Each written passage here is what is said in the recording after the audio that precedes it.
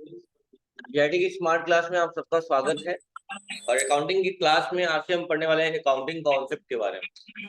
यानी कौन कौन से कॉन्सेप्ट यूज किए जाते हैं अकाउंटिंग के अंतर्गत, उनके बारे में बात करेंगे। अभी तक हमने सिर्फ वर्ड को डेराइव किया कि जो वर्ड अकाउंट में यूज किए जाएंगे उन उन शब्दों का मतलब क्या है। ठीक है, उससे हम क्या समझ रहे हैं, तभी तो हम उसका आंसर कर पाएंगे। ठीक है, now we will discuss about the accounting concept. पहला है आपका मनी मेजरमेंट कॉन्सेप्ट। क्या है? मनी मेजरमेंट, मतलब जिसको आप मनी में मेजर कर सकते हैं। जैसे कह रहा है कि इस कॉन्सेप्ट के अनुसार सभी बिजनेस ट्रांजेक्शन को एक कॉमन यूनिट में मेजर किया। पहली चीज तो हर चीज का एक मेजरमेंट होता है, एक यूनिट होती है ताकि उसको आप मेजर कर पाए। जैसे अगर दूध का एक यूनिट बनाया गया है कि दूध को आप लीटर में मेजर करेंगे, है ना। ऐसे ही मास वाली चीजों की आप यूनिट बनाई गई है, किलोग्राम बनाया गया है। कंप्यूटर की यूनिट बनाई गई है, बिट बनाई गई है। तो वैसे ही हर चीज की कॉमन यूनिट होती है ताकि उसको मेजरमेंट। जैसे हमको अगर फोन लेना है तो किसमें फोन लेंगे? लीटर में। हाँ, पीस में। तो पीसीएस क्या है इसका? यूनिट है। क्या है? यूनिट है। इसी के बारे में बात करना है हमें। कह रहा है कि इस कॉन्सेप्ट के अनुसार सभी बिजनेस के ट्रांजेक्शन को एक कॉमन यूनिट में मेजरमेंट किया जाता है, जिसे मनी कहा जाता है। क्या कहा जाता है? मनी कहा जाता है। ऐसे ट्रांजेक्शन जिसे मनी के रूप में एक्सप्रेस किया जा सके। मैंने पहले ही लाइन में बोल दिया था कि मनी मेजरमेंट कॉन्सेप्ट का मतलब ऐसा होता है कि किसी चीज को हम अगर मनी में मेजर कर सकते हैं तो उसे हम बोलते हैं मनी में। क्या बोल सकते हैं? मनी। कह रहा है कि ऐसे ट्रांजेक्शन जिसे मनी के रूप में एक्सप्रेस किया जा सके या मेजरमेंट किया जा सके, उसे बिजनेस ट्रांजेक्शन माना जाएगा और बुक्स ऑफ अकाउंट में रिकॉर्ड। क्योंकि जो चीजों को आप पैसे में एक्सप्रेस कर पाएंगे उन्हीं को रिकॉर्ड कर पाएंगे आप बिजनेस को। समझ रहे हैं ना। जिनका मोल नहीं है, बैठ जाओ, जिनका मोल नहीं है, आप एक प्रॉपर वैल्यू नहीं है, उसको आप एक्सप्रेस नहीं कर सकते अकाउंट के। हाँ, कह रहा है जैसे कोई सेल्समैन किसी पार्टिकुलर दिन में कितने अमाउंट का गुड सेल करता है, केवल इस चीज को बुक ऑफ अकाउंट में रिकॉर्ड किया जा सकता है। कोई भी सेल्समैन एक दिन में कितना सेल करता है उसके अमाउंट को ही रिकॉर्ड किया जाता है। जबकि इम्प्लाई सेटिस्फेक्शन को बुक्स में, मतलब अब इम्प्लाई सेटिस्फाई हुआ नहीं, यानी कि इम्प्लाई की आत्मसंतुष्टि हुई कि नहीं हुई, इन बातों का परिचर्चा हमारे बुक्स ऑफ अकाउंट में नहीं होगा। सिर्फ उन्हीं बातों का जिक्र होगा जिनको आप एक्सप्रेस कर रहे हैं पैसे में। जैसे हमने कितने का सामान बेचा, इसका एंट्री करेंगे अकाउंट में, लेकिन वह संतुष्ट हुआ कि नहीं है, उसकी क्या फीलिंग्स है, क्या इसको हम रिकॉर्ड करेंगे? नहीं करेंगे। तो वही बात बोला है कि इम्प्लॉय सेटिस्फेक्शन को बुक्स में अकाउंट उसमें रिकॉर्ड नहीं किया जा सकता है।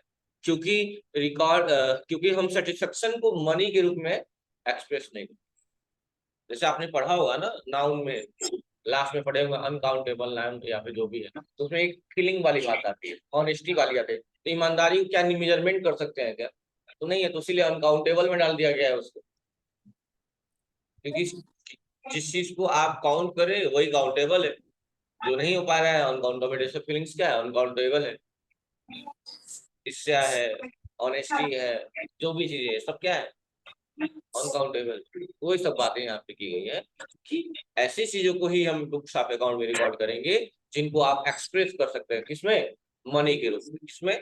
मनी के रूप में। बात क्लियर है? नेक्स्ट है हमारा सेपरेट एंटिटी कॉन्सेप्ट। सेपरेट का मतलब होता है अलग, अलग अलग। और एंटिटी का मतलब पहले भी बताया जा चुका है। एंटिटी का मतलब क्या होता है? क्या होता है एंटिटी का मतलब? आप साइलेंट रहिएगा, बताइए। एंटिटी का मतलब क्या होता है? आफरीन ना, बताइए। नहीं, नूर। लड़कियों में कोई बताए? अस्तित्व होता है। एंटिटी का मतलब क्या होता है? अस्तित्व होता है। कह रहा है कि इस कॉन्सेप्ट के अनुसार बिजनेस को एक एंटिटी के रूप में देखा जाता है, जो कि अपनी ऑनर से बिल्कुल अलग एंटिटी। मतलब कि आपका एंटिटी और बिजनेस का एंटिटी की बात की गई है, यहाँ दोनों अलग अलग की बात की गई है। आपका अस्तित्व अलग है, आपके बिजनेस का अलग है। क्योंकि अक्सर दो कॉन्सेप्ट देखे गए हैं। कई बार आपकी दुकान बहुत छोटी रहती है तभी भी बहुत ज्यादा चलती है आपके व्यवहार पे, ये आपका अस्तित्व है। और कई बार बिजनेस का अस्तित्व इतना एक्सपेंड हो जाता है कि वहां पे आप नहीं, आप मालिक हैं, आप ही नहीं, आपके अलावा कोई भी बैठेगा तो भी आपका व्यापार चलेगा। तो दो अलग अलग एंटिटी की बात की गई है यहाँ पे। कह रहा है इस कॉन्सेप्ट के अनुसार बिजनेस को एक एंटिटी के रूप में देखा जाता है जो कि अपनी ऑनर से बिल्कुल अलग एंटिटी है। इस कॉन्सेप्ट के अनुसार बिजनेस एक अलग एंटिटी है और उसका मालिक क्या है, एक अलग एंटिटी है। हम हमेशा इन दोनों को अलग अलग एंटिटी मानकर ही अकाउंटिंग करेंगे, दोनों को एक मान के अकाउंटिंग नहीं करेंगे, दोनों को क्या मान के करेंगे, अलग अलग मान के ही अकाउंटिंग करेंगे। ये होता है सेपरेट एंटिटी कॉन्सेप्ट, दोनों का अलग अलग अस्तित्व होना, और यह एज्यूम भी करना कि दोनों का ही अलग है, ऑनर का अलग है, बिजनेस का अलग है, ऐसा मान के हम काम करेंगे अकाउंटिंग के भीतर। नेक्स्ट है गोइंग कंसर्न कॉन्सेप्ट। अच्छा, कंसर्न का मतलब क्या होता है? बातचीत? नहीं, बातचीत नहीं होता, नतीजा भी नहीं हो सकता। रिजल्ट में कंसर्न है। कंसर्न का मतलब होता है किसी को आप प्रियोरिटी दे, आप किसी के लिए चिंता करते हैं, सोचते हैं, उनके लिए, उसके लिए अच्छा सोचते हैं, पॉजिटिव वाइब्स रखते हैं, भले से आपको उसकी बात होती है नहीं होती उससे मतलब नहीं है, एक आप किसी के लिए कंसर्न रखते हैं, मतलब उसके न जानते हुए भी ख्याल रखना या फिर चीजों को रखना, ये एक फीलिंग्स मान सकते हैं। यहाँ कंसर्न का मतलब यही यूज किया गया है, गोइंग कंसर्न, कंसर्न कॉन्सेप्ट। इस कॉन्सेप्ट के अनुसार हम यह मानकर अकाउंटिंग करेंगे कि हमारा बिजनेस एक लंबे समय तक चले। मतलब होता है ना कि हम किसी को मान रहे हैं तो यही मान के चलेंगे कि हम लंबा करें, जो भी होगा लंबा होगा, बहुत बहुत लास्ट तक जाएगा, टिल एंड तक। तो वही मान के यहाँ पे किया जाता है। कोई भी व्यापार इन स्टार्ट करता है, जब बिजनेस स्टार्ट करता है, तो जब व्यापार प्रारंभ होता है तो हम यही मान के व्यापार स्टार्ट करते हैं कि यह बहुत लंबे समय तक चलेगा। ऐसा नहीं मानते कि अगले साल हम बिजनेस बंद कर देंगे। कोई भी बिजनेस स्टार्ट करता है तो ऐसा सोचता है क्या कि अगले साल बिजनेस बंद कर देंगे?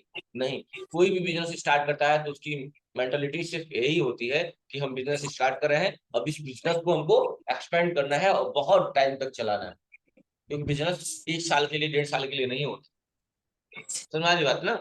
तो बिजनेस करने का एक तात्पर्य होता है कि जब हम बिजनेस कर रहे हैं तो उसको लंबे समय तक चलाएंगे।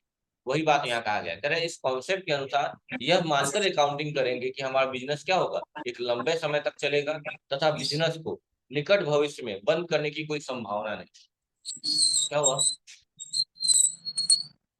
आओ, तो पढ़ना इसी बैच में पढ़ोगे? बैठ जाओ, फिर शुरू से हो जाओगे। हाँ, चलो ठीक है, बैठ जाओ।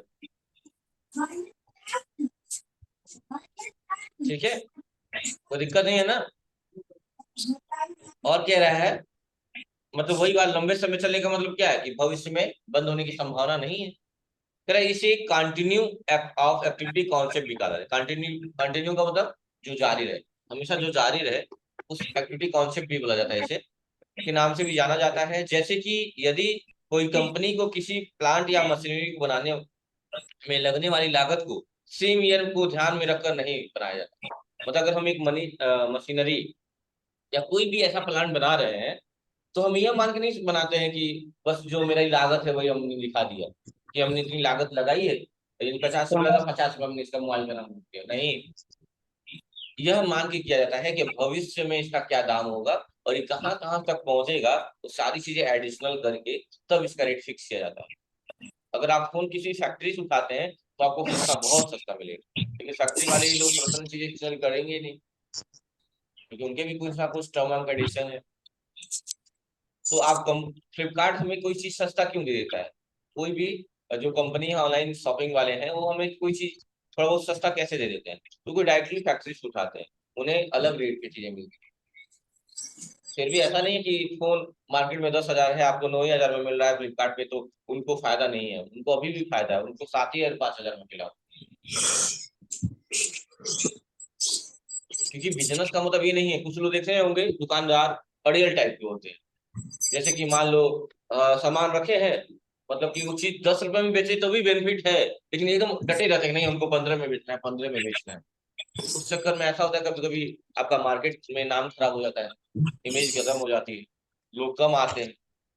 और कुछ लोग ये करते हैं कि देखते हैं अगर 10 रुपए में फायदा है तो 10 रुपए में भी बेचेंगे।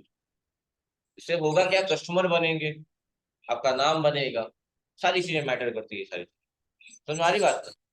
ये सब चीजें वो और यही बात कहा है, एक लाइन सुन लीजिएगा ध्यान से एक बार फिर से, कह रहा है जैसे कि यदि कोई कंपनी को किसी प्लांट या मशीनरी को बनाने में लगने वाली लागत को सेम ईयर में को ध्यान में रख के नहीं किया जाता है, इस साल लगा जितना ही होगा, अगले साल अलग ही रेट होगा और बढ़ेगा, तो ये ध्यान में रख के नहीं बनाया जाता है, यह एज्यूम करके बनाया जाता है कि इस प्लांट या मशीनरी का प्रयोग बिजनेस द्वारा लंबे समय तक किया जाए और उसके हिसाब से उसका अमाउंट फिक्स किया जाए।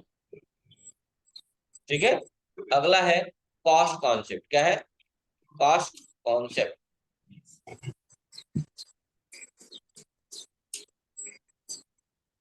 कह रहा है इस हिस्टोरिकल कॉस्ट कॉन्सेप्ट भी कहा जाता है। इसे क्या कहा जाता है? हिस्टोरिकल कॉस्ट कॉन्सेप्ट कहा जाता है।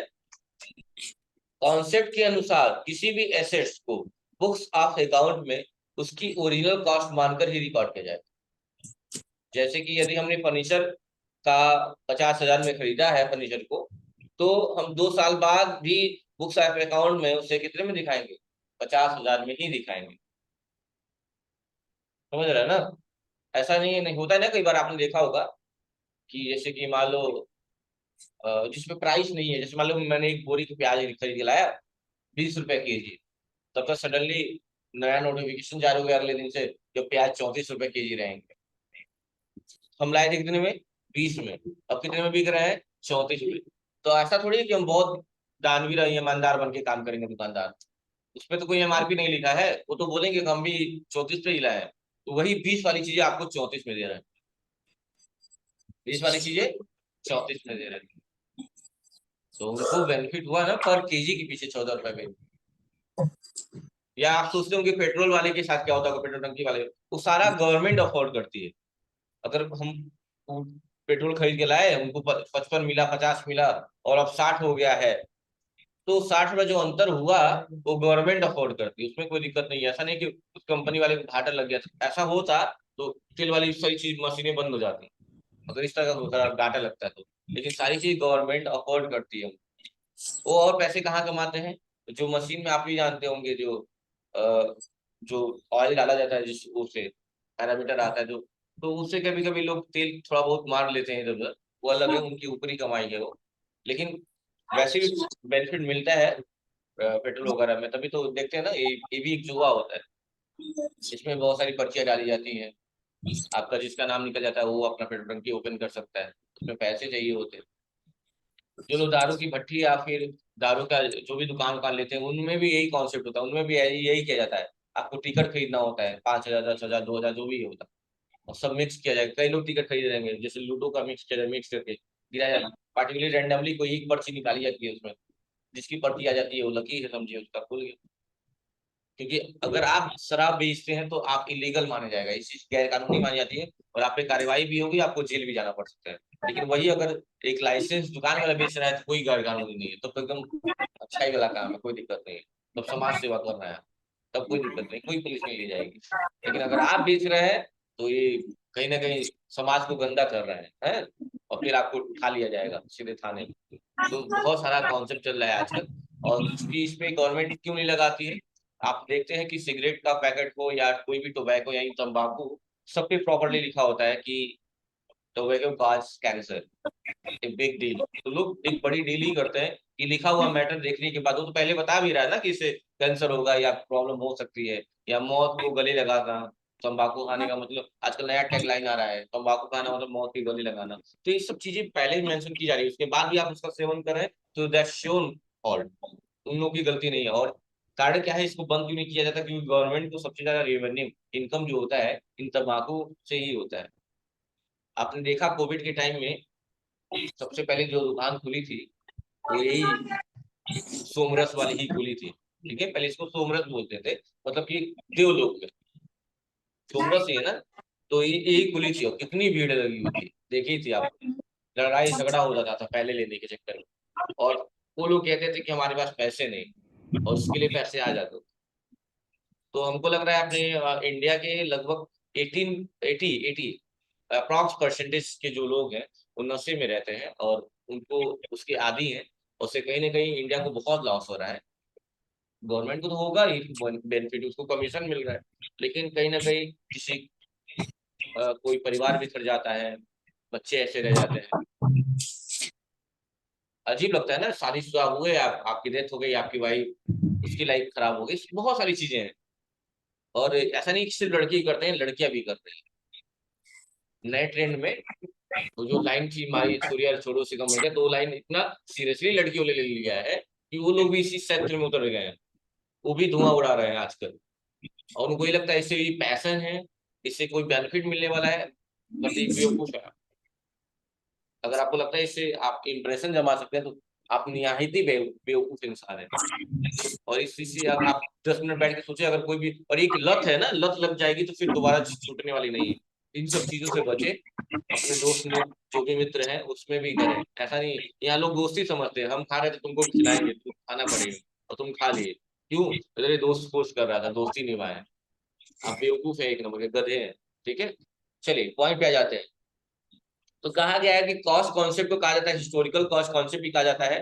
कह रहा है कॉन्सेप्ट के अनुसार किसी भी एसेट को बुक्स ऑफ अकाउंट में उसकी ओरिजिनल कॉस्ट मानकर ही रिकॉर्ड किया जाता है। जैसे कि अगर फर्नीचर आपने 50 में खरीदा है, तो 2 साल बाद भी अगर हम बेचेंगे तो इसका रेट क्या मान के बेचेंगे, एज्यूम करेंगे 50,000 को ही लेके एज्यूम करेंगे।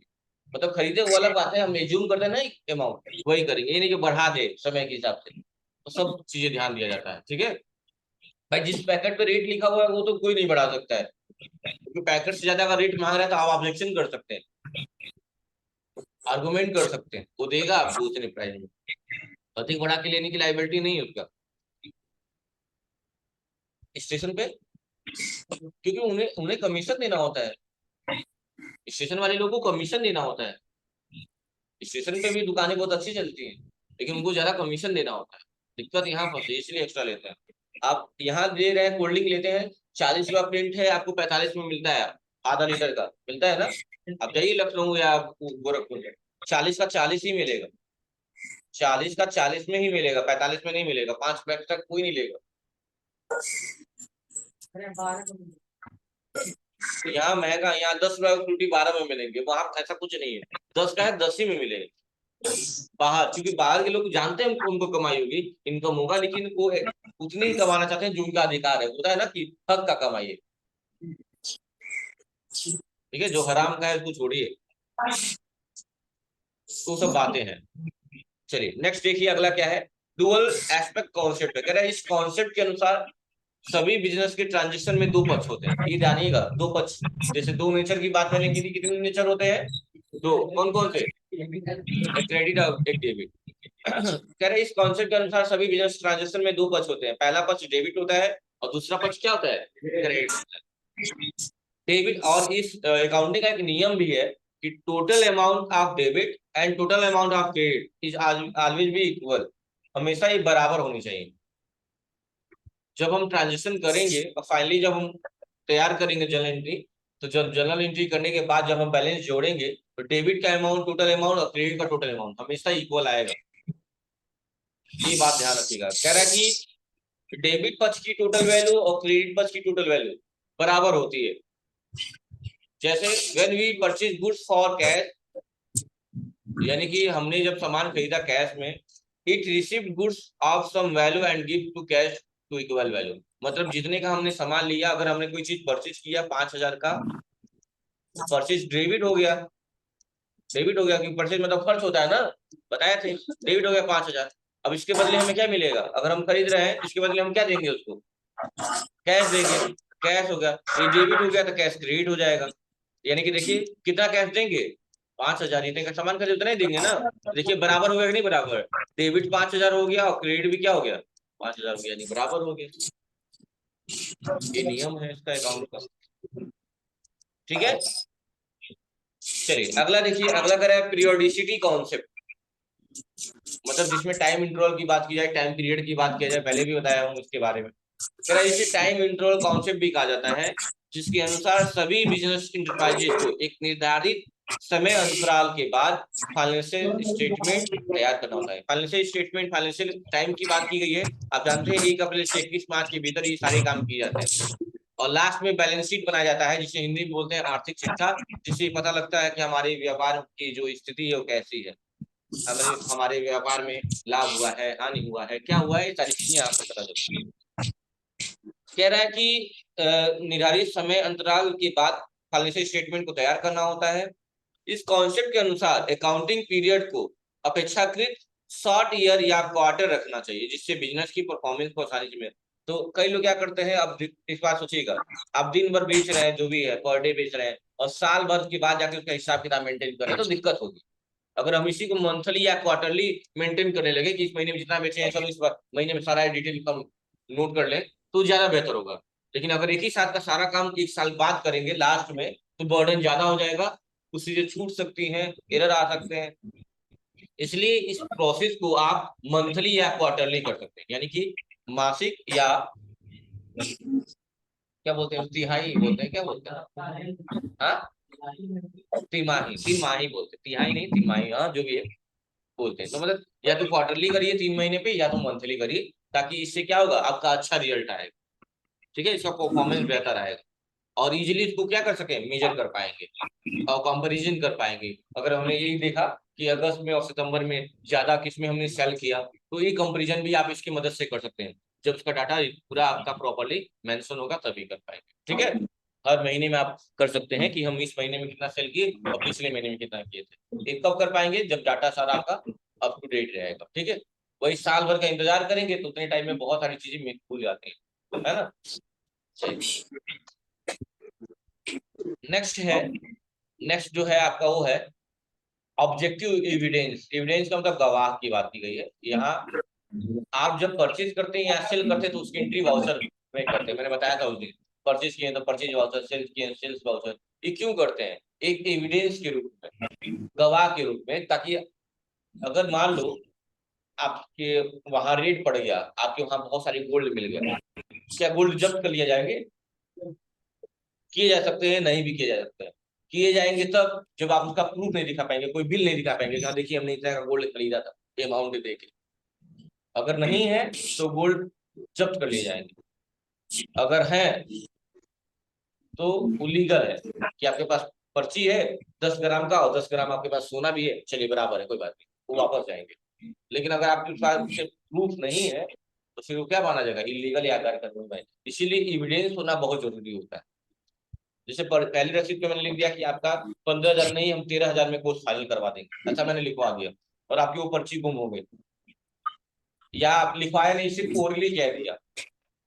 ओरली कहना है तो लास्ट में हम एविडेंस के रूप में मांगेंगे आपसे, वही बात लाइए दिखाई, आपके पास नहीं होगा और आप फंस जाएंगे। और आपके पास अगर आपने लिखित करा के रखा है तो एज ए प्रूफ आप प्रेजेंट कर सकते हैं सबके सामने, तो यही क्या कहलाएगा, एविडेंस कहलाएगा, सबूत। ठीक है, सबूत बोलते हैं, क्या बोलते हैं, सबूत बोलते हैं। कह रहे ऑब्जेक्टिव एविडेंस कॉन्सेप्ट, मतलब इस कॉन्सेप्ट के अनुसार सभी बिजनेस के ट्रांजेक्शन को किसी एविडेंस या सपोर्टेड बिजनेस डॉक्यूमेंट, जैसे कि इनवॉइस हो गया, वाउचर हो गया, के आधार पर रिकॉर्ड करना चाहिए। ये डॉक्यूमेंट ऐसे होने चाहिए जिसे आप क्या कर सकते हैं, कोर्ट ऑफ लॉ में प्रेजेंट कर सकते हैं। जैसे आप देखते होंगे दुकान पे, कपड़े की दुकान पे जाए तो कुछ लोग प्रिंटेड बिल देते हैं, आप देते हैं ना, वहाँ पूरा टैक्स इनवॉइस कितना, सीजीएसटी कितना, एसजीएसटी क्या सब रहता है, वो भी।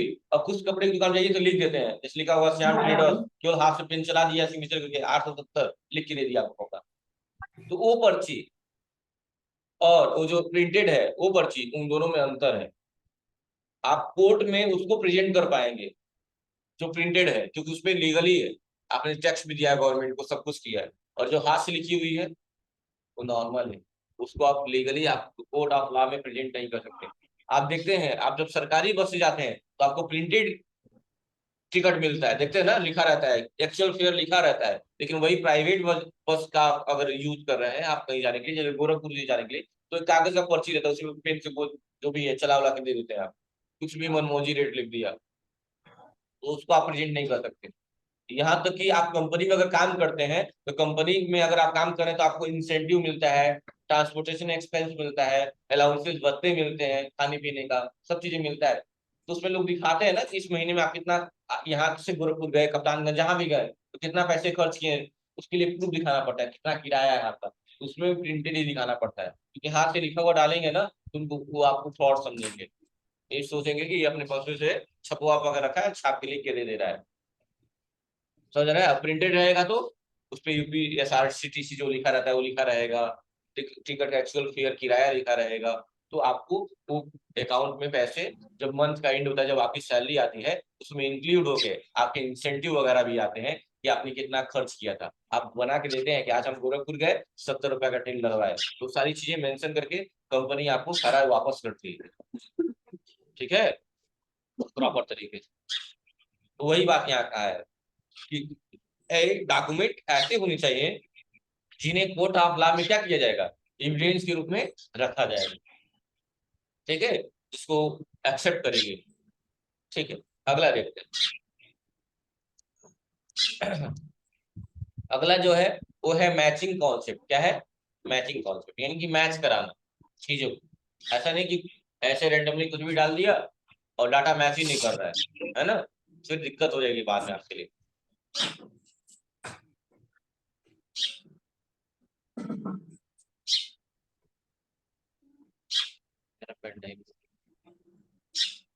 ठीक है, समझ में आ गई बात ना?